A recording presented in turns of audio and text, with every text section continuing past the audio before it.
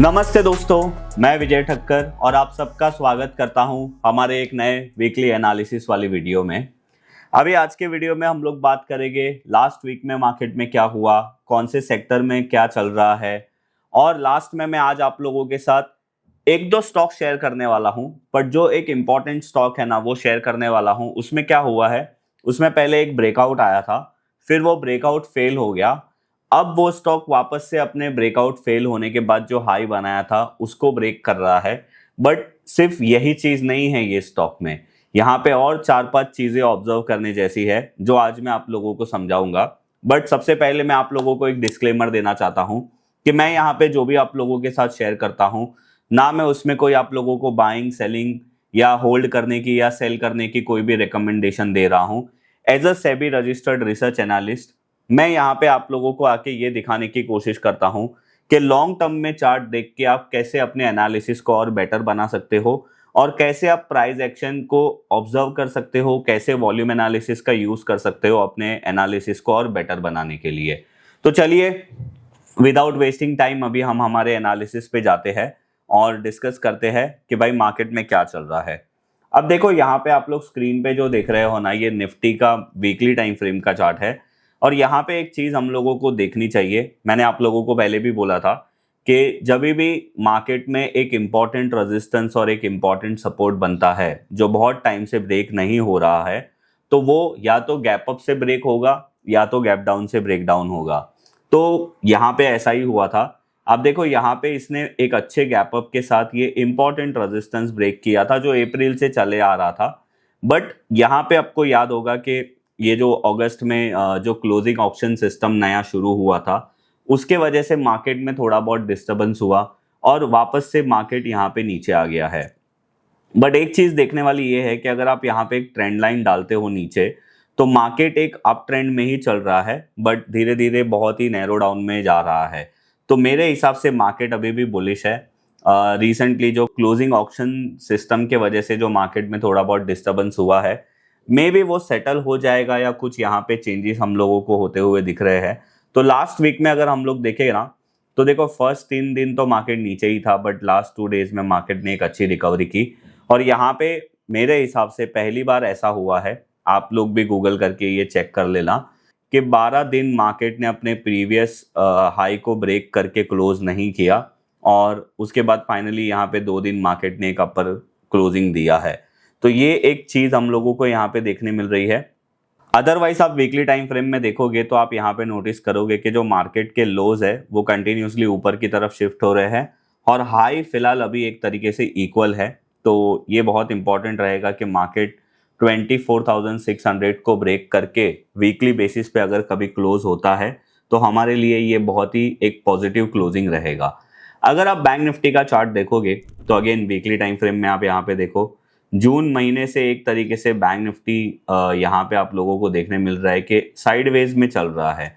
ऐसे टाइम पे अगर आप कोई ट्रेंड फॉलोइंग स्ट्रैटेजी को फॉलो करते हो तो यहाँ पे आप लोगों को कोई अच्छा रिजल्ट मिलने वाला नहीं है। और मैं ऐसा क्यों बोल रहा हूँ, बिकॉज बैंक निफ्टी में एक टाइम पे मैं ट्रेंड फॉलोइंग एक स्ट्रैटेजी फॉलो करता था, जिसको अभी मैं प्रैक्टिस नहीं कर रहा हूँ, बट मैंने 1 साल तक उसको प्रैक्टिस किया था। इवन उसमें बहुत सारे हमने ट्रेड्स भी किए थे।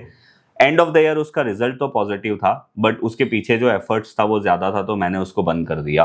तो यहाँ पे देखो ये कंडीशन को देख के मुझे वही टाइम याद आ रहा है कि अगर मैं ये टाइम पे वो स्ट्रैटेजी को फॉलो करता होता तो शायद ये पूरा जो फेज है, मतलब जस्ट इमेजिन जून से लेके अभी तक अगस्त ऑलमोस्ट अभी आप बोल सकते हो कि खत्म हो रहा है, मतलब जून जुलाई अगस्त 3 महीने तक मेरे हिसाब से ये कैंडल्स को देख के मुझे यहाँ पे क्लियरली लग रहा है कि बहुत सारे स्टॉप लॉसेस हिट हुए होते, और इसी टाइम पे बहुत सारे ट्रेडर है ना अपनी जो स्ट्रैटेजी है उसको बदल देते हैं, स्टॉप कर देते हैं, छोड़ देते हैं।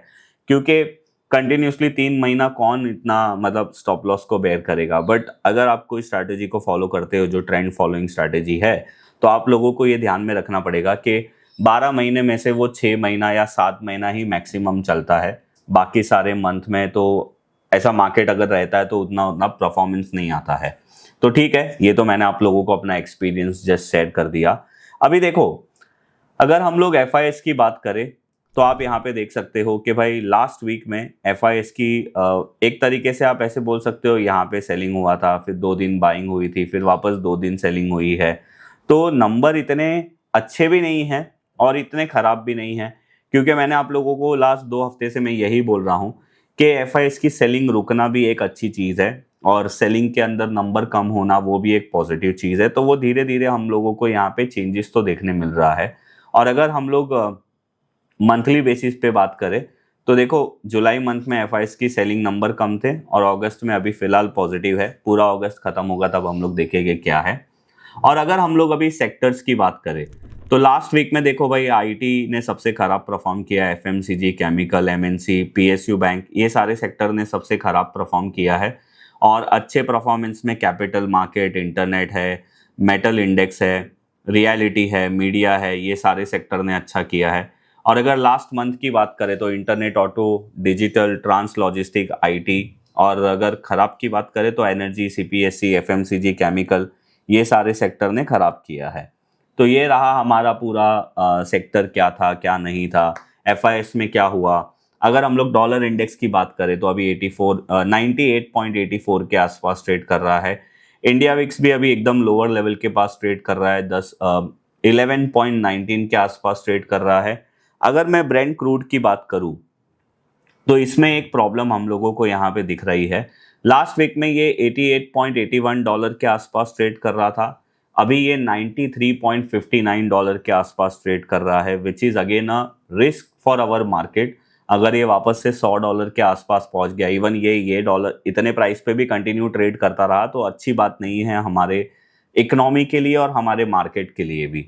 अगर हम USD INR की बात करें तो ये फिलहाल 95.68 रुपीज़ के आसपास चल रहा है, जो हमारा मतलब $1 के अगेंस्ट जो हमारा रुपी वैल्यू है वो यहाँ पे हम लोगों को देखने मिल रहा है। तो ओवरऑल अगर हम अदर फैक्टर की बात करें तो मिक्स्ड है। मैं ऐसा नहीं बोलूँगा कि सारे जगह पे अच्छी चीज़ है। क्रूड का प्राइस हमारे लिए फेवरेबल नहीं है, डॉलर भी थोड़ा बढ़ा हुआ है। अगर हम डॉलर इंडेक्स की बात करें तो वो फ्लैट है। FIS के नंबर मैं ऐसे नहीं बोलूँगा अच्छे हैं, बट ख़राब भी नहीं है। सिर्फ एक इंडिया विक्स का हम बोल सकते हैं कि वहाँ पे कुछ ज़्यादा प्रॉब्लम नहीं है। तो चलो, ये हमारा पूरा अदर फैक्टर हो गया, सेक्टर हो गया, सारी चीज़ के ऊपर हमने डिस्कशन कर दिया, इंडेक्स के ऊपर भी हमने डिस्कस कर दिया। अभी यहाँ पे देखो, बैंक निफ्टी में हमारा जो इम्पोर्टेंट रेजिस्टेंस है ना, दैट विल बी 58,700 और इम्पॉर्टेंट सपोर्ट अगर मैं बोलूँ तो दैट इज़ 56,000 से लेके 56,500। ये एक रेंज है जिसमें मार्केट अटका हुआ है। और अगर हम निफ्टी की बात करें तो यस, निफ्टी में तो 24,600 will be the important number two watch. और सपोर्ट की बात करूँ तो 23,800 से लेके 23,600, जो यहाँ पे मैंने ऑलरेडी एक सपोर्ट एरिया बनाया है। तो खैर, ये पूरा हमारा मार्केट का एनालिसिस था जो हमने करा और देख लिया। अभी अगर हम लोग चार्ट की बात करें ना, जो मैं आज आप लोगों के साथ शेयर करने वाला हूँ, उसका नाम है DCB बैंक लिमिटेड। और देखो, अभी यहाँ पे आप फिलहाल जो टाइम फ्रेम देख रहे हो, ये मंथली टाइम फ्रेम देख रहे हो। मैंने मंथली इसलिए दिखाया बिकॉज मैं ये दिखाना चाहता हूँ कि ओवरऑल ये कंपनी ने अपने इन्वेस्टर को क्या किया है। तो देखो, ये स्टॉक 2008 में हाई बनाया था, फिर वापस नीचे आ गया। फिर रिसेंटली इसने 2019 में एक अच्छा हाई बनाया था, जो उसका ऑल टाइम हाई था 245 के आसपास। उसके बाद ये स्टॉक कोविड में जो गिरा, ये देखो, कोविड के टाइम पे उसने ऑलमोस्ट 57 का लो मारा था। ये स्टॉक ने कभी भी अपने कोविड के पहले वाले हाई को ब्रेक नहीं किया था। तो रिसेंटली ये स्टॉक ने अपना एक ट्रेंड लाइन जो ब्रेकआउट है, मतलब मैं हमेशा बोलता हूँ कि ऑल टाइम हाई के पहले भी एक ब्रेकआउट होता है। अगर आप ट्रेंड लाइन की यूज़ करोगे तो उससे आप लोगों को हेल्प मिलेगी। तो ऑल टाइम हाई तो इसका 245 के ऊपर होगा ब्रेकआउट, बट उसने एक ट्रेंड लाइन ब्रेकआउट किया था in the month of January 26, और ये ब्रेकआउट हुआ था समवेयर अराउंड 190 के पास। और फिर ये स्टॉक ने, अगर आप देखोगे ना, तो 203 का हाई बनाया था और फिर ये ब्रेकआउट फेल हो गया था। अब उसके बाद वापस क्या हुआ, वापस अप्रैल 2026 में इसने एक ब्रेकआउट किया, मतलब ये ब्रेकआउट के ऊपर ले गया था और वापस से 206 का हाई मारा था, बट अगेन वापस वो नीचे आ गया। वापस से देखो, जून में भी इसने अटेम्प्ट किया था ब्रेक करने का, बट ये फेल हो गया। और अभी वापस अगेन अगस्त में भी ये ब्रेक करने की कोशिश कर रहा है। तो अगर आप मंथली टाइम फ्रेम पे पूरे ये जोन को देखोगे तो आप लोगों को एक चीज समझ में आएगा कि यहाँ पे जो वॉल्यूम हुआ था और ये स्टॉक जो अक्टूबर महीने से कंटिन्यूसली चल रहा था 2025 से, उसके बाद ये स्टॉक ने इतने सारे मंथ यहाँ पे कंसोलिडेट किया और अभी ये कंसोलिडेट कर रहा है। मंथली टाइम फ्रेम में हमको ये समझ में आ रहा है। और अगर आप वीकली टाइम फ्रेम में देखोगे, मैं इसको एक बार है ना इसमें कैंडल्स में जाके वॉल्यूम कैंडल कर देता हूँ तो आप लोगों को और अच्छे से समझेगा। देखो यहाँ पे हाईएस्ट वॉल्यूम हुआ था, फिर एक मूव कंटिन्यू हुआ था, उसके बाद देखो जब भी ये स्टॉक गिर रहा है ना, आप यहाँ पे ध्यान देना, जब भी ये स्टॉक गिर रहा है जो इसके रेड कैंडल है उसमें वॉल्यूम अच्छे नहीं है, पर जब भी ये बढ़ रहा है तो उसका ग्रीन कैंडल का लेंथ भी बड़ा है और वहां पे वॉल्यूम भी एक अच्छा खासा हो रहा है। मैं वो क्यों बोल रहा हूँ, बिकॉज ये कैंडल देखो कितना थिक हो गया है यहाँ पे। तो यहाँ पे हम लोगों को ये चीज भी ध्यान देनी चाहिए। ऊपर से अगर आप देखोगे इसके कंटिन्यूसली जो लो है ना वो ऊपर की तरफ शिफ्ट हो रहे हैं, बट जो उसका रेजिस्टेंस है वो एक तरीके से सेम ही है, विच इज 205 से 206 या 210 आप बोल सकते हो। अभी देखो वीकली टाइम फ्रेम पे अगर आप ये चार्ट को देखोगे तो आप एक चीज नोटिस करो। मैं अभी थोड़े टाइम के लिए ये ट्रेंड लाइन को हटा देता हूँ जो अभी इनवैलिड हो गई है, बिकॉज ये ब्रेकआउट होने के बाद फेल भी हुई है। अगर हम यहाँ पे सिंपल एक हॉरिजॉन्टल लाइन लगाते हैं तो आप यहाँ पे देखो ये स्टॉक अभी अपने एक रेजिस्टेंस के पास है और कंटिन्यूसली ये स्टॉक यहाँ पे एक तरीके से आप बोल सकते हो कि रेजिस्टेंस के पास कंसोलिडेट कर रहा है। अगर ये अपने प्राइस को ब्रेक करता है विच इज 205, तो इसका जो नेक्स्ट रेजिस्टेंस है वो इसका ऑल टाइम हाई है जो 245 है।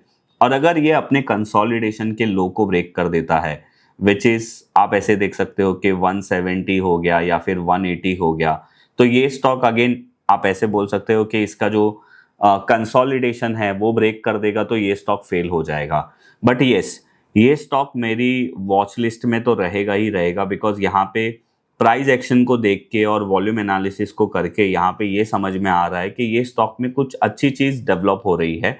अब आगे देखते हैं कि इसमें आगे डेवलपमेंट कैसी होती है।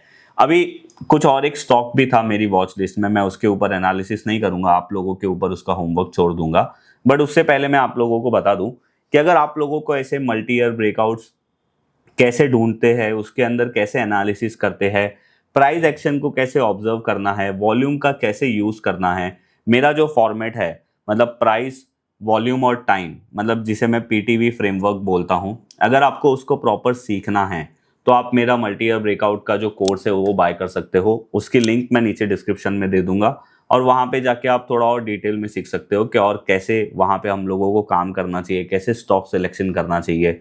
सो बेसिकली वो मेरा एक फ्रेमवर्क है जो मैं बहुत साल से प्रैक्टिस कर रहा हूँ, तो वो आप लोगों को भी समझ में आ जाएगा। देखो दूसरा जो स्टॉक है मेरी वॉच लिस्ट में है वो है शांति गोल्ड इंटरनेशनल। आप इसके ऊपर अपनी वॉच रख सकते हो। आईपीओ के बाद इसने एक हाई बनाया था जो अभी तक कभी ब्रेक नहीं किया था, अभी वापस से वो अपने वो आईपीओ के हाई के पास आया है। ये स्टॉक के आप ऊपर ध्यान दे सकते हो। दूसरा एक स्टॉक है कार ट्रेड टेक करके, आप इसके ऊपर भी ध्यान दे सकते हो।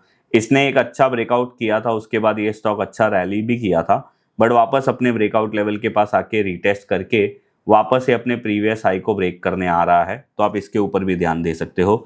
इसके अलावा मैंने जो लास्ट वेडनेसडे वीडियो शेयर किया था, हम हमारे चैनल पे संडे और वेडनेसडे वीडियो डालते हैं, तो वेडनेसडे मैंने 2 स्टॉक के बारे में डिस्कस किया था जहां पे मैंने उसको बोला था ये 3 स्टार सेटअप है, 3 स्टार सेटअप है। और वो क्यों बोला था, बिकॉज वो प्राइस में भी अच्छा था, फंडामेंटल्स में भी वो स्टॉक आउट परफॉर्मिंग थे अपने सेक्टर के अंदर, और परफॉर्मेंस वाइज भी अगर हम उसके सेक्टर के स्टॉक्स के साथ कंपेयर करें तो वहां पे भी वो आउट परफॉर्मर थे। तो वहां पे मैंने डिटेल में बताया है कि क्यों मुझे ऐसा लग रहा है, तो आप वो 2 स्टॉक पे भी ध्यान दे सकते हो।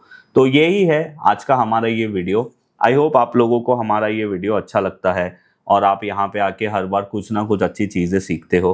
पता है मेरा क्या अप्रोच होता है ये वीडियो बनाने में, कि मैं आप लोगों के साथ है ना कुछ अपनी एक लर्निंग भी शेयर करूं जिससे आप उसको अपने लाइफ में ऐड करके आगे कभी उसका यूज़ कर सको।